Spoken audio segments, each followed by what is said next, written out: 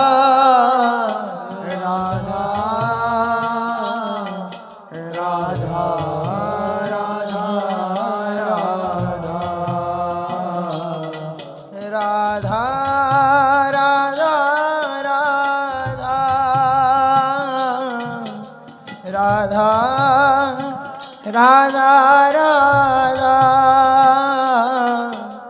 राधा राधा राधा राधा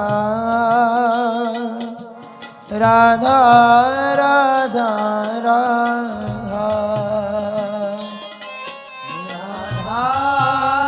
राधा राधा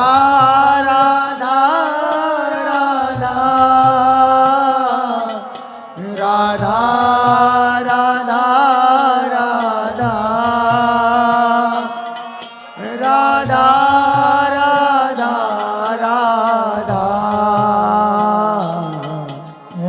राधा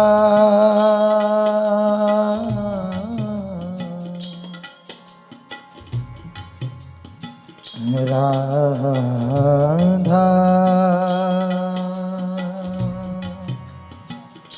राधा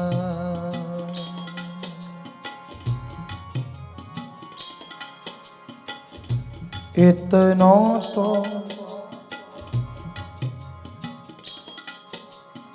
कबहू हसीने हो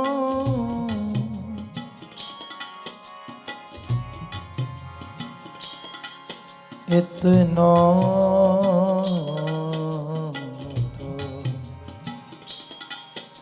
कबहू हसीने हो सुनहु कृपालु किशोरी राधे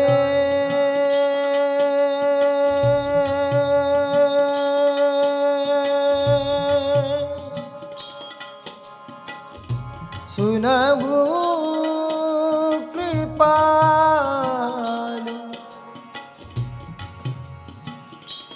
किशोरी राधे राधे राधे राधे राधे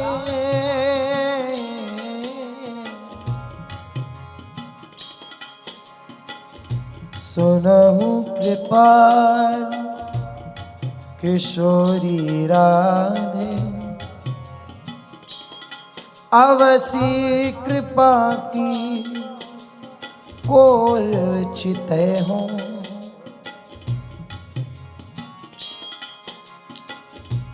इतना तो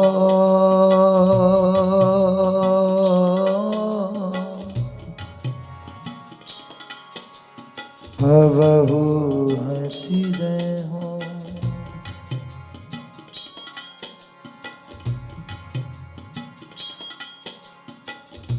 तुम मोही मिलो मिलो ना कृपा निधि मोको ढूंढत तो भटके हो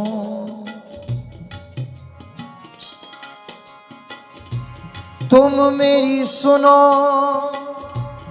सुनो ना किशोरी हाँ मोको तो नित दीन रटे हो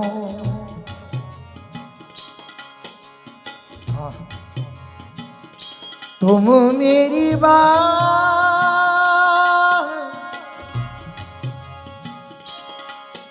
मेरी बात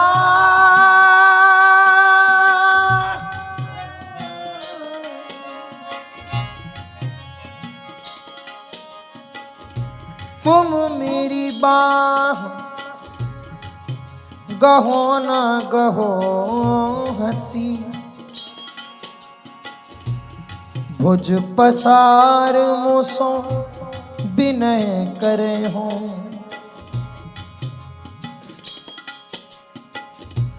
तुम मेरे दृग पहुँचो मत पहुँचो पैमो सो नित दृग नीर ढरे हो हाँ अति नीच